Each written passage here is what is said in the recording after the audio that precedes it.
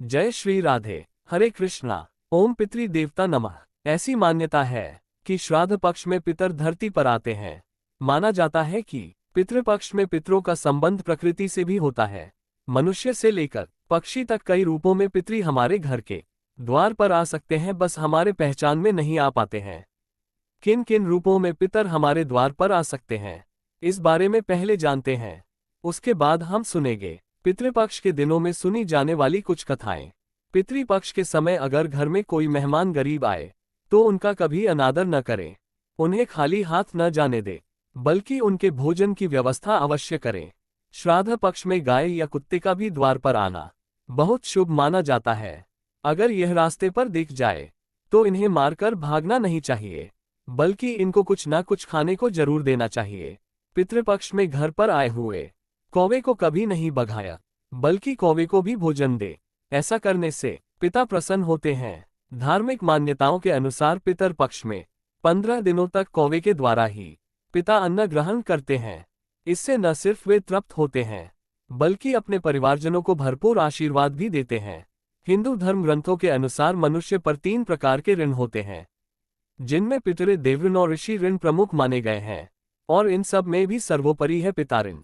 पितृपक्ष में श्रद्धापूर्वक श्राद्ध कर्म करके परिजन अपने इन तीनों कर्मों से मुक्त होकर मोक्ष को प्राप्त कर सकते हैं।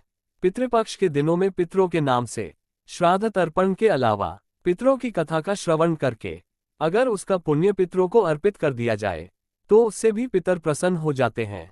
ब्रह्म व्यवहार पुराण के अनुसार देवताओं को प्रसन्न करने से पहले मनुष्य को अपने पितरों को प्रसन्न करना चाहिए, और ज्योतिष के अनुसार पितृदोष को सबसे जटिल कुंडली दोषों में से एक माना जाता है।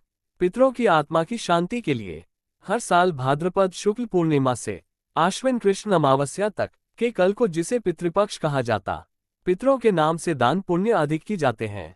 ऐसी मान्यता है कि इस दौरान कुछ समय के लिए यमराज जी पितरों को आजाद कर देते हैं, ताकि वे अपने परिवारजनों द्वारा किया गया श्राद्ध ग्रहण कर सके। भागवत गीता का पाठ या श्रीमद् भागवत पुराण की कथाओं का श्रवण करने से भी पिता प्रसन्न हो जाते हैं।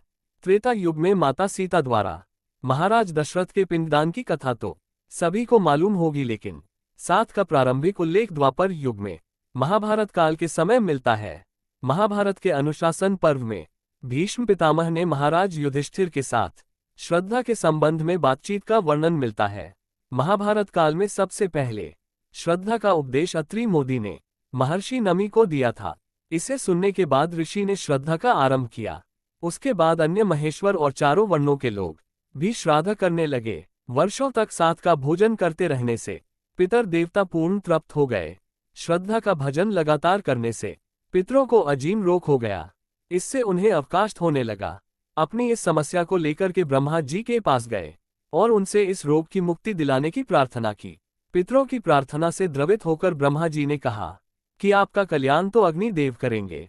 पितरों से कहा कि अब से श्राद्ध में मैं आपके साथ भोजन करूंगा, मेरे साथ रहने से आपका अजीब हो जाएगा। ये सुनकर बड़े प्रसन्न हुए।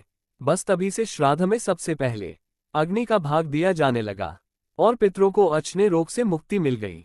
ऐसा कहा जाता है कि अग्नि में हवन करने के बाद पितरों के निमित्त दिए जाने वाले पिंडदान को ब्रह्मराक्षस भी दूषित नहीं करते। सबसे पहले पिता, उनके बाद दादा और उनके बाद परदादा के निमित्त पिंडदान करना चाहिए। यही श्राद्ध की विधि है। अपने पितरों के नाम से कुछ ना कुछ दान अवश्य देना चाहिए। अब सुनिए श्राद्ध पक्ष में हर दिन सुनी जाने वाली कथा। कथा के अनुसार योगी और भोगे 2 भाई थे। जोगी धनी था और भोगे निर्धन था। दोनों भाइयों में बड़ा प्रेम था, लेकिन योगी की पत्नी को धन का घमंड था और उधर भोगी की पत्नी बिल्कुल सरल हृदय की थी। पितृपक्ष आने पर योगी की पत्नी ने उसे पितरों का श्राद्ध करने के लिए कहा, तो जोगी इसे बेकार का काम समझकर डालने लगा। लेकिन उसकी पत्नी को ये पता था कि अगर ऐसा नहीं किया तो लोग बहुत बातें बनाएंगे। जोगी की पत्नी को घमंड तो था ही, साथ ही उसे अपने मायके वालों को दावत पर बुलाने और अपनी अमीरी दिखाने का भी ये बिल्कुल सही अवसर लगा। आखिरकार में अपने पति से बोली कि अगर आप मेरी परेशानी की वजह से ऐसा कह रहे हैं कि तुम श्रद्धा मत करो, तो मैं सहायता के लिए भोगी की पत्नी को बुला लूंगी, दोनों मिलकर सारा काम कर लेंगे। फिर तो उसने योगी को अपने मायके न्योता देने के लिए भेजा। दूसरे दिन उसके बुलाने पर सुबह सवेरे ही भोगे की पत्नी आकर काम में लगे।